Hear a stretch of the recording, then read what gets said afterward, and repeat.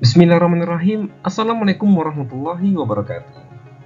Anak-anak mahasiswa yang berbahagia mata kuliah bisnis digital. Pada sesi video kali ini kita akan mencoba untuk mereview materi perkuliahan yang telah kita pelajari pada pertemuan sebelumnya, baik secara luring maupun daring.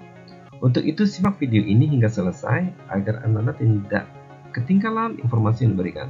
Silakan. Perencanaan usaha. Kalau kita berbicara tentang perencanaan usaha, kita harus tahu dulu apa itu perencanaan usaha. Nah, perencanaan usaha yaitu merupakan sebuah dokumen yang disediakan oleh entrepreneur yang memuat rincian tentang masa lalu, keadaan sekarang, dan kecenderungannya masa depan dari sebuah perusahaan. Isinya ini mencakup analisis tentang manajerial, keadaan fisik bangunan, karyawan, produk, sumber permodalan, informasi tentang jalannya perusahaan selama ini, dan posisi pasar dari perusahaan. Jadi perencanaan usaha atau perencanaan bisnis adalah suatu proses terkoordinasi untuk mengidentifikasi beragam permasalahan yang mungkin akan dihadapi dalam bisnis dan berbagai alternatif solusi untuk menyelesaikan permasalahan tersebut, yang merupakan sebuah dokumentasi file yang memuat tujuan dari bisnis yang dibangun serta bagaimana cara untuk mencapai. Ada beberapa manfaat dari perencanaan usaha. Yang pertama, membimbing jalannya kegiatan usaha. Yang kedua, mengamankan kelangsungan hidup suatu usaha. Yang ketiga, mengembangkan kemampuan manajerial di bidang usaha. Yang keempat, sebagai pedoman atau petunjuk bagi pimpinan perusahaan di dalam menjalankan usahanya. Yang kelima, mengetahui apa-apa yang akan terjadi dalam usaha. Yang keenam, sebagai alat berkomunikasi dalam usaha. Yang ketujuh, sebagai alat untuk memperkecil risiko usaha. Yang kedelapan, memperbesar peluang untuk mencapai laba. Yang kesembilan, memudahkan perolehan bantuan kredit modal dari bank. Yang kesepuluh, sebagai pedoman di dalam pengawasan. Ada beberapa sifat umum yang terkandung dalam perencanaan usaha. Yang pertama, perencanaan usaha harus dapat diterima oleh semua pihak. Yang kedua, perencanaan usaha harus fleksibel dan realistis. Yang ketiga, perencanaan usaha harus mencakup seluruh aspek kegiatan usaha. Yang keempat, perencanaan usaha harus merumuskan cara-cara kerja usaha yang efektif dan efisien. Ada beberapa faktor atau aspek yang harus diperhatikan untuk mengembangkan usaha agar maju dan berkembang. Yang pertama adalah mental pengusaha. Untuk membangun dan mengembangkan usaha dibutuhkan mental keberanian karena banyak yang harus diperhitungkan, seperti investasi, misalnya uang, tenaga, waktu, dan pikiran yang ditanam dalam memulai usaha. Nah, agar perusahaan Anda maju dan berkembang, maka yang harus dibenahi pertama kalinya adalah mental Anda sebagai seorang wirausahawan, agar mempunyai mental yang tidak mudah menyerah. Yang kedua, terus berusaha dan berinovasi. Kurangnya inovasi dalam bisnis akan menyebabkan usaha Anda jalan di tempat, bahkan mandek. Tujuan utama inovasi adalah menghasilkan nilai tambah sehingga usaha efisien dan efektif, dan dapat merebut konsumen baru dan mempertahankan konsumen lama, serta optimalisasi profit. Yang ketiga, fleksibel dan terus belajar. Nah, banyak perusahaan yang tidak maju dan berkembang disebabkan pengusaha memiliki sifat konservatif, keras pendirian, tidak mau tahu perkembangan zaman dan teknologi, serta tidak mau belajar. Untuk itu, bisa maju dan berkembang, Anda dituntut selalu up to date dengan berbagai kemajuan teknologi, terutama yang berkaitan langsung dengan usaha Anda. Yang keempat, memiliki strategi pemasaran yang konsisten.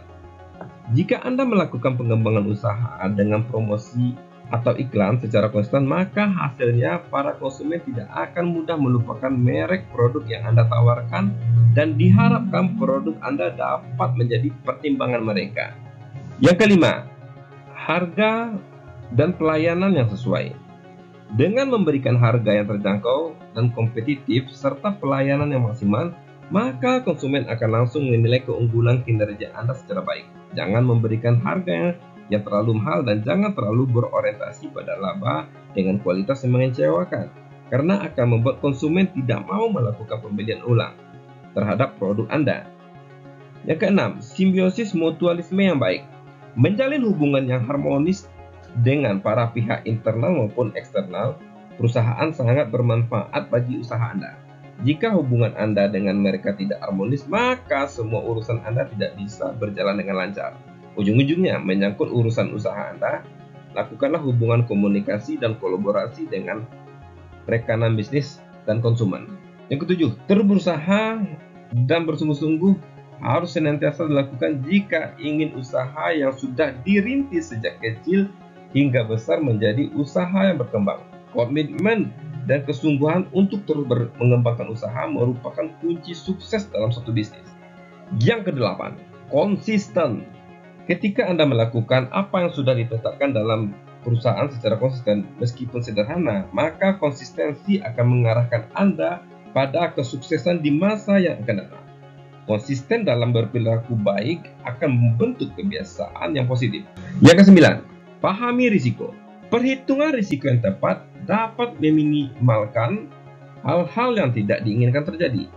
Dengan memahami risiko yang mungkin terjadi akan membuat Anda lebih siap menghadapinya. Tentunya hal ini harus disertai dengan strategi yang tepat. Yang ke-10, fokus. Saat membangun bisnis tidak serta-merta Anda akan memperoleh penghasilan besar. Ada banyak hal yang dikerjakan agar bisnis Anda terus tumbuh. Tetap fokus pada tujuan akan memudahkan Anda meraih kesuksesan. Berikutnya, strategi menciptakan nilai tambah. Beberapa perusahaan menggunakan strategi untuk menciptakan nilai tambah dan sukses dalam bisnisnya. Berikut contoh strategi menciptakan nilai tambah pada produk iPhone dari Apple. Yang pertama, inovasi. Apple memanfaatkan produk yang sudah populer sebelumnya, yaitu iPod dan telepon genggam, serta menyatukan konsep kedua produk tersebut. Contoh, Apple mampu menciptakan produk yang menggabungkan kedua konsep produknya menjadi konsep baru yang tidak terasa jauh ketika dioperasikan. Yang kedua, strategi branding. Dengan logo dan nama perusahaan yang mudah diingat, Apple menanamkan ide bahwa semua produknya merupakan teknologi canggih yang mudah digunakan dan bersahabat. Yang ketiga, pemanfaatan media pemasaran. Apple membuat situs web resmi khusus untuk iPhone di mana para penggunanya bisa masuk ke situs tersebut untuk menggali semua tentang iPhone mereka, mulai dari petunjuk umum, pemakaian iPhone, tips dan trik, serta update aplikasi dari seri yang terbaru. Yang keempat, target pemasaran potensial. Membidik target pasar dengan tepat ini dilakukan oleh Apple. Apple tidak pernah berhenti melakukan inovasi dan penelitian agar terus menciptakan nilai tambah demi menjadi market leader di pasar teknologi komunikasi. Mengelola keuangan sering dikenal dengan nama manajemen keuangan. Nah, manajemen keuangan merupakan upaya merencanakan penganggaran, pengelolaan, dan pengendalian keuangan untuk mencapai tujuan perusahaan. Tujuan utamanya adalah memelihara aliran kas atau cash flow. Ada beberapa fungsi manajemen keuangan. Yang pertama adalah perencanaan. Apa itu perencanaan? Yaitu membuat rencana pemasukan dan pengeluaran serta kegiatan-kegiatan lain dalam periode tertentu. Yang kedua, penganggaran, yaitu membuat detail pengeluaran dan pemasukan. Yang ketiga, pengelolaan, yaitu penggunaan dana perusahaan secara maksimal dengan berbagai cara. Yang keempat, pencaharian, yaitu mencari dan mengeksploitasi sumber dana yang digunakan untuk operasional kegiatan perusahaan. Yang kelima, penyimpanan, yaitu mengumpulkan dana perusahaan serta menyimpan dan mengamankannya. Yang keenam, pengendalian, yakni melakukan evaluasi dan perbaikan atas keuangan dan sistem keuangan yang berlaku di perusahaan. Yang ketujuh, pemeriksaan, yaitu melakukan audit internal mengenai keuangan perusahaan yang ada untuk mencegah penyimpangan. Yang kedelapan, pelaporan, yaitu menyediakan informasi tentang kondisi keuangan perusahaan dan tentunya sebagai bahan evaluasi. Nah, bagaimana cara mengelola keuangan? Ada beberapa cara mengelola keuangan yang bisa dijadikan acuan. Yang pertama, pisahkan uang perusahaan dengan uang keperluan pribadi. Hal ini masih sering dilupakan oleh para pemula yang menganggap usahanya masih kecil jadi belum perlu memisahkan uang pribadi dengan uang perusahaan. Padahal persepsi ini menjadi salah satu kesalahan utama yang bisa mengganggu arus kas usaha. Dengan menggabungkan kedua peruntukan uang tersebut, maka akan muncul kesulitan dalam mengontrol pemasukan maupun pengeluaran usaha. Oleh karena itu, Sekecil apapun usaha Anda, sebaiknya pisahkan uang usaha dengan uang pribadi. Catatlah semua transaksi usaha dengan rapi. Yang kedua, tentukan besar persentase keuangan yang akan digunakan untuk kebutuhan usaha. Misalnya, berapa persen uang yang digunakan untuk operasional usaha, berapa persen laba yang ditetapkan, berapa persen uang untuk cadangan kas usaha, serta berapa persen uang yang digunakan untuk pengembangan usaha. Nah, biasanya besarnya persentase yang ditentukan tidak sama. Hal yang paling penting adalah cara tersebut bisa membantu Anda dalam mengelola keuangan usaha sesuai dengan porsi yang sudah ditentukan di awal usaha. Yang ketiga, buatlah pembukuan keuangan dengan rapi. Pembukuan bertujuan untuk mengontrol semua transaksi keuangan, baik pemasukan, pengeluaran, maupun utang piutang yang dimiliki usaha. Selain itu, pembukuan yang rapi juga akan mempermudah mengevaluasi perkembangan usaha. Yang keempat, kurangi risiko dari utang usaha. Mengembangkan usaha dengan cara berutang memang diperbolehkan, tapi berhati-hatilah. Karena jika kondisi keuangan usaha kurang baik, maka akan ada beban. Untuk itu, jika pemasukan yang ada belum bisa memenuhi kebutuhan usaha, maka usahakanlah mengurangi risiko berutang. Yang kelima, kontrol arus kas usaha. Jika arus kas lancar, maka segala kewajiban yang harus dibayar perusahaan bisa terpenuhi. Jika kas usaha tidak berjalan lancar, maka sebagian besar usaha akan terganggu operasionalnya. Hakikat dan pengertian peluang usaha. Beberapa pengertian peluang usaha. Peluang usaha merupakan sebuah risiko yang harus diambil dan dihadapi untuk mengelola dan mengatur segala urusan yang ada hubungan dengan finansial. Menurut Arif F. Hadi Pranata, peluang usaha merupakan sebuah tahapan yang terdiri atas kreativitas dan inovasi untuk memecahkan masalah dan melihat kesempatan yang dihadapi setiap hari. Peluang usaha merupakan sebuah proses yang melibatkan individu atau kelompok yang menggunakan usaha dan sarana tertentu untuk menciptakan nilai tambah guna memenuhi sebuah kebutuhan tanpa memperhatikan sumber daya yang digunakan. Nah, dari pengertian tersebut dapat kita simpulkan bahwa peluang usaha adalah kesempatan atau waktu yang tepat agar bisa diambil, dimanfaatkan oleh seseorang atau kelompok untuk menciptakan nilai tambah guna memenuhi kebutuhan. Cara menciptakan peluang usaha. Yang pertama, melihat problem yang ada di lingkungan sekitar. Mencari ide untuk menciptakan peluang usaha bisa dimulai dari persoalan yang muncul di lingkungan Anda. Jika di sekitar Anda ada problem kesulitan mendapatkan tempat pengobatan, maka buatlah usaha poliklinik. Jadi, problem yang ada adalah kesulitan tempat pengobatan, maka poliklinik adalah solusinya. Yang kedua, jeli dalam memanfaatkan peluang. Misalnya, di lingkungan Anda tidak ada yang namanya jasa potong rambut, maka Anda bisa ciptakan juga kebutuhan tersebut dengan membuat barbershop dan sebagainya. Yang ketiga, memberikan nilai tambah. Untuk bisa bersaing, dibutuhkan yang namanya nilai tambah. Nilai tambah ini adalah keharusan bagi Anda menjalankan suatu bisnis, sehingga produk yang dihasilkan lebih kompetitif dibandingkan produk pesaing. Misalnya, apakah barang dan jasa yang Anda tawarkan memiliki kelebihan pada kualitasnya, seperti tampilan, kemasan, dan kelengkapannya. Yang keempat, kreativitas. Untuk menciptakan peluang diperlukan yang namanya orang kreatif, yaitu tim atau rekan kerja untuk membantu mencari ide usaha. Pembaruan dalam produk bisa membuat kagum dan aneh. Misalnya usaha pakaian atau makanan khas yang ditawarkan melalui bisnis digital, usaha wisata yang unik, usaha rumah makan yang unik, usaha mainan anak yang unik. Semua kreativitas akan membuat pelanggan tertarik. Yang kelima, selalu berinovasi. Inovasi merupakan salah satu kunci dan cara untuk meningkatkan nilai tambah. Persaingan terus meningkat dan akan memaksa pengusaha untuk berpikir kritis. Jika lengah, maka lawan Anda tidak segan untuk menggantikannya. Nah, dengan kreativitas dan inovasi, maka bisnis akan bertahan dan berhasil berkelanjutan. Bisnis yang kurang kreatif dan inovatif tidak akan menghasilkan nilai-nilai baru bagi pasar, maka pasar tidak akan bisa menerima dan terancam keberlanjutannya. Kalau kita berbicara tentang peluang usaha, maka muncul yang namanya bagaimana cara kita untuk memanfaatkan peluang usaha tersebut. Yang pertama, melihat. Melihat ini adalah bagian dari masalah dari fenomena yang ada di sekitar.